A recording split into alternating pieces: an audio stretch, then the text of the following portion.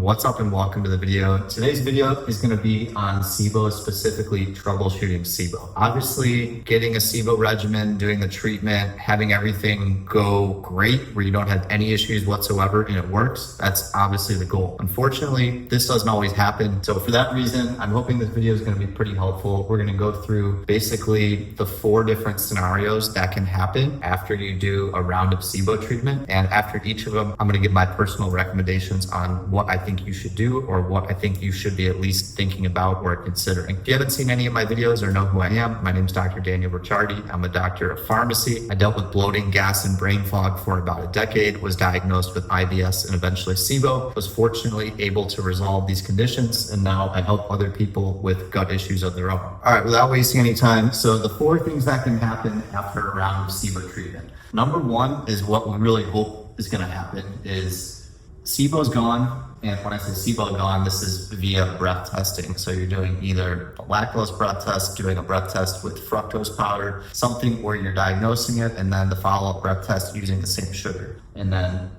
symptoms are also gone. This is pretty straightforward. From this, you get a negative breath test. You're going to move on to taking some sort of gut motility supplement or prokinetic, trying to boost gut motility so you're not having recurrence of SIBO. You're going to start adding foods back into your diet that you may have eliminated if you're doing a diet such as a low FODMAP diet. And you're going to be doing some sort of gut healing protocol, because even though we got rid of the SIBO and the symptoms are feeling better, we still want to support our gut lining, because with SIBO, most people have some degree of leaky gut and some gut healing is needed. Just to write these real quick, you're going to do gut healing protocol, add back foods, hope you can read my writing, and then I'm going to say motility. I'm not going to go into too much more detail, but if you want to see more videos on how to do all this stuff, I'm going to link all my SIBO videos down in the description below. All right, that's the first one, pretty straightforward. Second scenario that can happen after you do a round of SIBO treatment, we're going to have SIBO is gone, which is good, but you still have symptoms. If SIBO's gone and you still have symptoms, we don't want to treat SIBO again. We don't want to be doing more herbals, antibiotics, more elemental diet. So at this point, we're going to be doing a gut healing protocol. A lot of times SIBO actually gets eliminated, which is really good, and people still have symptoms. And the biggest reason for this is there's still an underlying amount of leaky gut or inflammation that's going on in the digestive tract. Gut healing protocol, important for this. Also, we're going to want to add back foods in this section and also support gut motility. I'm going to throw in the last thing. If SIBO's gone and you still have symptoms, there's obviously the chance that SIBO wasn't the only driver of your symptoms, or maybe something was driving the majority of symptoms in the first place. So also we're going to want to look at alternative root causes. I'm going to link a video right here that has a bunch of different potential root causes and things that can contribute to SIBO. If you want to learn more, it's going to be right up here on the screen somewhere. This is going to be a big one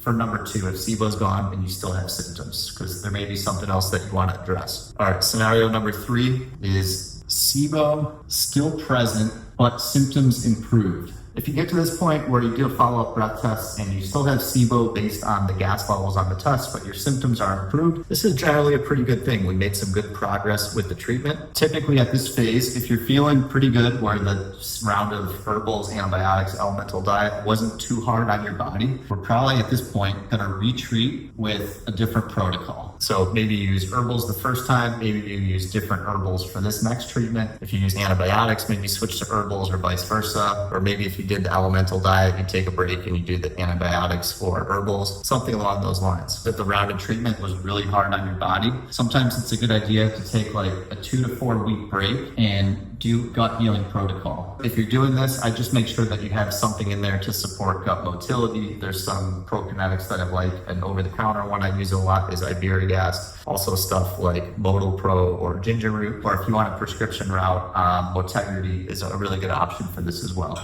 Just gonna write them up on here real quick. All right, so that's it for the 3rd scenario. Again, not that bad, just means you have a little bit more work to do, especially somebody if you're starting with breath test gases that are like really high, like 100 or something like that. You're probably gonna have to do multiple rounds of treatment. All right, on to the last one. This is scenario number 4. This one's ideally what we hope doesn't happen. So this is gonna be SIBO is still present, and then symptoms either worse or no change. Either way, we don't have a lot good here that actually happened this round of treatment, and we definitely need to switch something up or try something different. One thing you could do would just be switch the type of treatment that you're doing. I have seen some people will try herbals and they don't work at all for them, but then if they switch to antibiotics, they work a lot better. Switch type of treatment, and then herbs, antibiotics, elemental diet. There you go. Another thing to think about, evaluating if the treatment that you went with was appropriate. I have seen people where they have both a hydrogen and methane overgrowth, and they only get prescribed rifaximin, which is good for the hydrogen producing microbes, but it doesn't help with the methane. Obviously, you need the hydrogen gas to produce methane, but it's not doing anything to directly impact the methane producers. I guess I'll say proper treatment, question mark.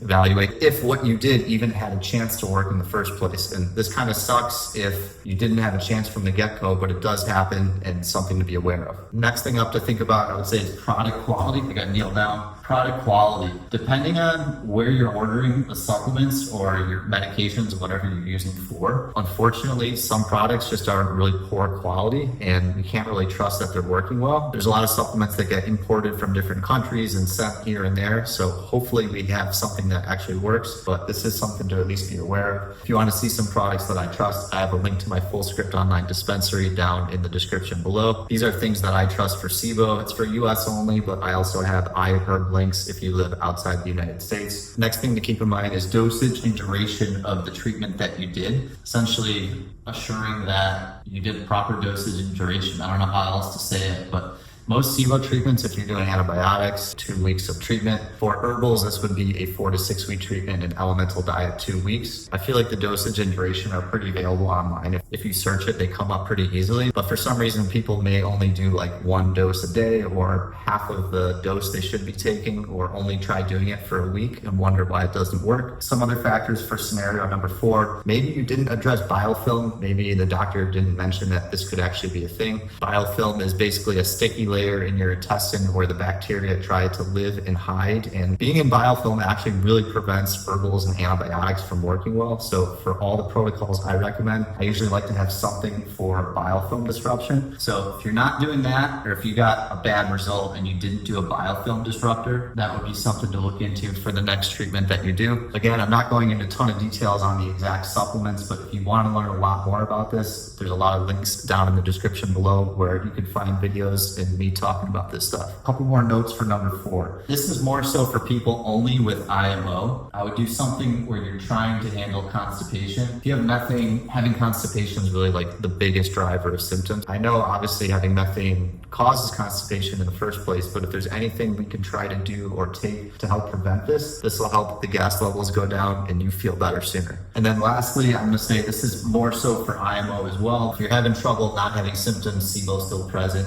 including a prokinetic during the treatment phase, for some people can actually be really helpful. A lot of my protocols, I have you do it after, just so you're not taking a ton of stuff during the treatment. But for some people, getting this prokinetic, especially if your gut motility is really affected, this can be a good boost to help the treatment work better and help you feel better sooner. Getting toward the end, so I talked about the 4 scenarios that can happen if you do a round of SIBO treatment and you retest and you see what happened. There are some people that don't have access to breath testing, don't want to do it. If there's no breath test, and you do a round of SIBO treatment and you don't feel better, technically we don't know if it's number 2. We don't really know if it's number 4, maybe even be a little bit of number 3. But if you don't have a breath test, you do a round of SIBO treatment and it's not better, I would follow the protocol here for number 2, where you take a short break. Maybe this is a 2 to 4 week break, and then you do a gut healing protocol, look at addressing potential other root causes, and then in the back of our mind, we can go back to doing another round of treatment if we don't feel any better after these 4 weeks. Lastly, I want to share a little bit about something that I've been working on for a couple of years. Not sure if this is going to be for you, but it's a supplement I personally developed called Bloat Blocker. As a pharmacist for over a decade, I've made thousands of supplement recommendations for patients. And when it comes to gut health supplements, there's basically the same 6 or 7 different classes of supplements that keep getting recommended for everyone. These different classes of supplements like probiotics, fiber, enzymes, they do help a lot of people genuinely, but some people do fall through the cracks and don't get any relief from the existing supplements. This is why I created Bloat Blocker Blocker. It's a new class of medication called a mucoprotectant, specifically protecting the mucus lining that sits above the cells in your intestine. So it's a new way for improving gut health and helping with digestive symptoms that hasn't been done before. So like I said, I don't know if this is for you or not for you. If you're somebody that doesn't want to eat healthy and just wants to eat junk food and feel good, this is probably not the supplement for you. But if you are somebody who tries to live a genuinely healthy lifestyle with diet, exercise, etc., you've tried a lot of supplements, nothing seems to be working. For you, this may be an option that you're interested in. If you want to learn more about it, go to blueorchardwellness.com, putting a link down in the description below. All right, that is all for today. If you enjoyed the video or found it helpful, please like and subscribe to my channel for more related content. If you have any questions on this, or if there's any scenarios I didn't address, please leave comments and questions down in the comment section below. Since you watched till the end, I think you're going to find one of these two videos here helpful next. Thanks so much for watching, and I'll see you in the next video.